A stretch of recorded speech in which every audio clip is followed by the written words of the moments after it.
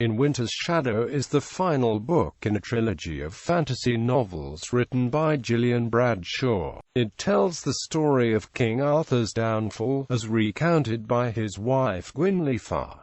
Plot summary: after the murder of the feared sorceress Morgause by her own son Agravain, her youngest son Medrawd goes to Camlan, the stronghold of his enemy, Arthur. Inasmuch as he is Medrawd's uncle, Arthur has no excuse to send him away. Once there, Medrawd begins to build up a faction loyal only to him among the warriors of the royal warband. Another newcomer is Gwyn, the young, illegitimate son of the Abbess Eliden.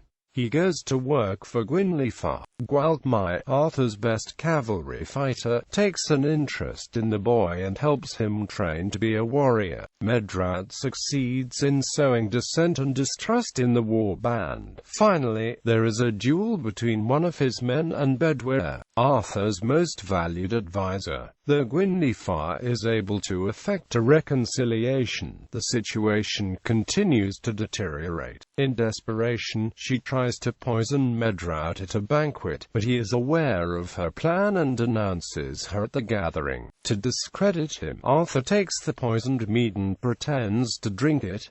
However, the dishonorable plot drives a wedge between him and Gwynhwyfar. At least one good thing seems to come of the botched attempt. Arthur has an excuse to exile Medrawd, sending him back to his homeland, where Agravain rules. Later, they receive news that Agravain has died and that Medrawd has been made king. With her husband turned against her, Gwynhwyfar turns to Bedwyr for comfort. Before they have time to consider their actions, they become lovers. Meanwhile, Gwyn receives news from home. His mother has died. On her deathbed, she wrote a letter to Gwalchmai, in which she forgives him for seducing her and killing her brother when he rebelled against Arthur. She also reveals that Gwyn is the son. Gwalchmai is overjoyed and quickly has the lad legitimized. Arthur takes an interest when he realizes that Gwyn has a good claim to inherit his throne. In addition, the hatred for Arthur by Gwyn's mother's powerful clan would be eased.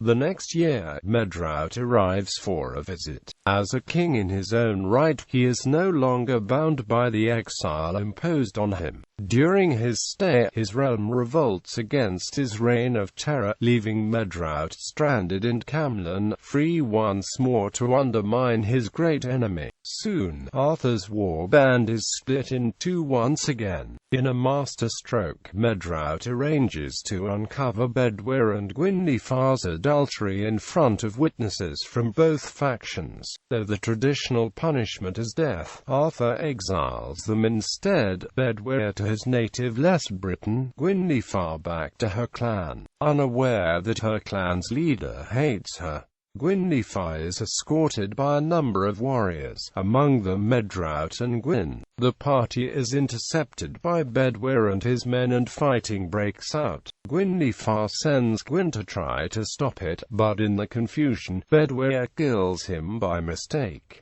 He then takes Gwynhwyfar with him to his homeland. When Gwalchmai is told of his son's death, he demands justice from Arthur. Maxon, king of Les Britain and no friend of Arthur's, refuses to return Bedwyr and Gwynhwyfar. Indeed, realizing that Arthur must now fight, he persuades Bedwyr to become his military commander. In the ensuing war, Arthur is unable to win a decisive battle. Bedwyr knows too well how he fights. In one clash, Bedwyr attacks Gwalchmai, half hoping to be slain, but instead he deals his former friend a serious wound to the head. Sickened by all that has happened, Gwynhwyfar steals away and returns to Arthur. He sends her back to Camlan for safety, but when she arrives, she is captured by Medrawd. He had killed or imprisoned the men Arthur left to watch him and now controlled the fortress.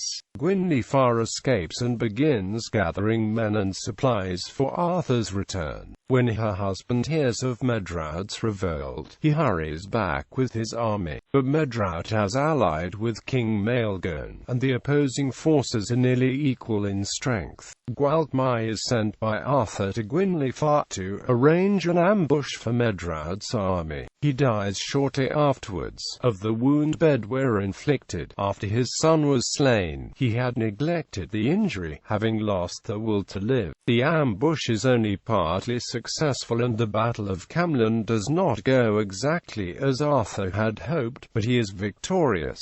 However, most of his war band is killed.